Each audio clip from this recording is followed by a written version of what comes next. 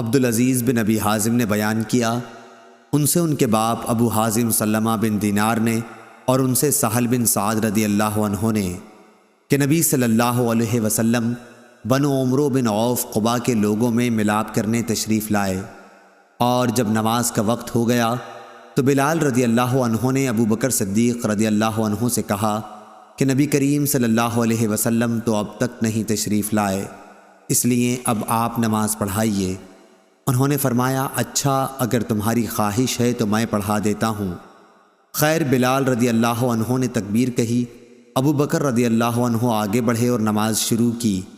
اتنے میں نبی کریم صلی اللہ علیہ وسلم تشریف لے آئے اور آپ صلی اللہ علیہ وسلم صفوں سے گزرتے ہوئے پہلی صف تک پہنچ گئے۔ لوگوں نے ہاتھ پر ہاتھ بجانا شروع کیا۔ سہل نے کہا کہ جانتے ہو تصفیح کیا ہے؟ یعنی تالیاں بجانا۔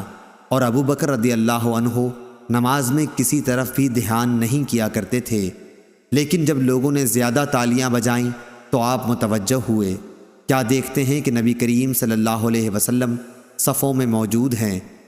حضور صلی اللہ علیہ وسلم نے اشارے سے انہیں اپنی جگہ رہنے کے لیے کہا۔ اس پر ابو بکر رضی اللہ عنہ نے ہاتھ اٹھا کر اللہ کا شکر کیا اور الٹے پاؤں پیچھے آ گئے، اور نبی کریم صلی اللہ علیہ وسلم آگے بڑھ گئے، پس نماز پڑھائی۔ صحیح بخاری حدیث نمبر 1201۔